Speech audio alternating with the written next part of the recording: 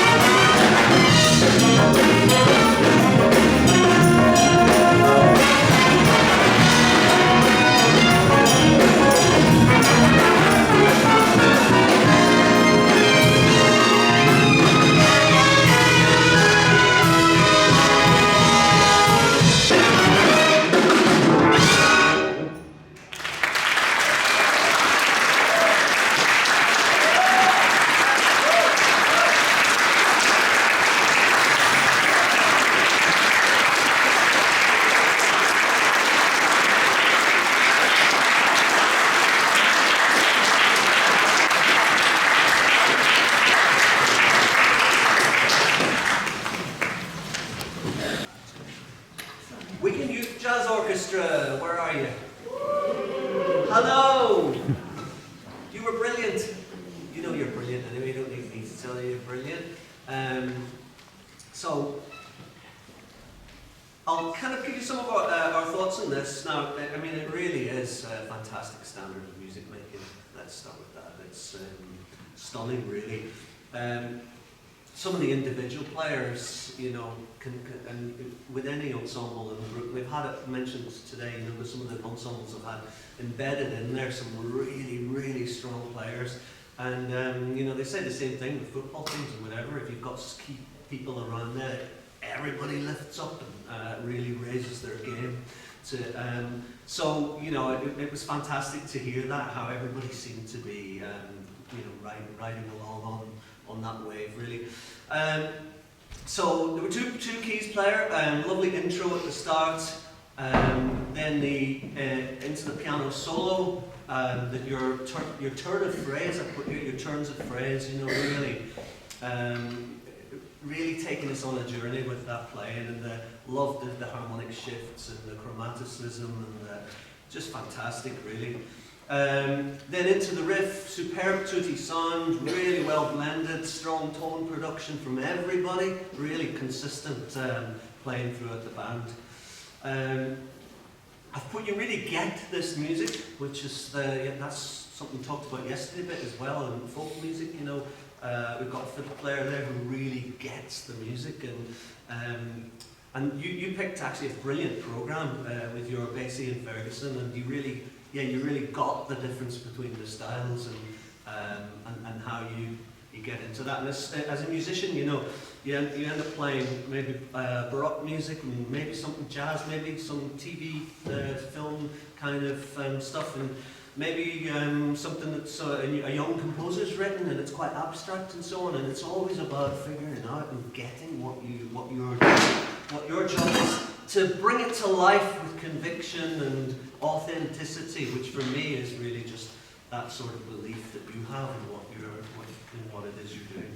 So that really came across that you had that the melodic fragments, the longer lines in that Basie. Great work from trumpet, sax solo, loads of authority and presence in the soloing as well. That's great, you know, just really kind of infectious to see you having the confidence in your abilities and to solo fluently. Loved the rip flourishes up to those fortissimo stabs. Drums, thought you really nailed that swing style, and your fills were brilliant as well. Yeah, absolutely. Brilliant, really, you know, so good to listen to this was. Then your second tune, the Ferguson, great sound solo trumpet, thought you pushed through the lines really well, reliable tone production, you're getting right up there as well in the register, and no trouble, completely reliable technique. Really polished sound. I thought Flugel had really tasteful contributions as well. Again, and we had an awesome key solo that was like, I put that it was truly uninhibited, pure joy, I said. It was absolutely brilliant, and thank you for sharing it with us. You know, brilliant. You were just inside. You were inside the music and having a lot of fun with it. So brilliant. Well done, keys 2 again. Then coming back, you had an important link back into the riff. So everybody's so tight on the phrasing, so much power in your playing. Not just power in volume, but power in the presence of your sound, and you know, so much meat on the bone with that. It's just really, really, it's the intention as well, isn't it? See, that's what I mean by you get it. The intention that you put into the song comes across in the song in a way that's kind of hard to describe, but it really, really works. I thought there was so much attention to detail, superb listening, and feeling the music together, not feeling it individually, feeling it together as a team. Brilliant. The weighting of the phrasing, the clarity of the articulation within the groove was brilliant as well. So, you know, what do you do for, we've got a thing here that says suggestions for development. Well, there's always work to do. There's always work to do. I mean, I've as a musician, always driven my colleagues mad because I don't You're never happy with, you know, there's always a more perfect version of whatever you think is perfect. There's always something else you could try slightly differently and so on. And so keep listening. For jazz players, it's so important. Keep listen, transcribe, research, do all that homework so that you continue to build up your knowledge of the repertoire and what you're doing. And then keep thinking about what you're doing, how it can be more perfect. Is there something that you can do more with your tone or your approach or your articulation and so on? I mean, that's it, really. That's all the advice I can give. But I think if you keep doing that, you can, you know, keep this playing going, and it can become something truly amazing. So, yeah, brilliant band. Thanks so much for coming across and treating us with your music.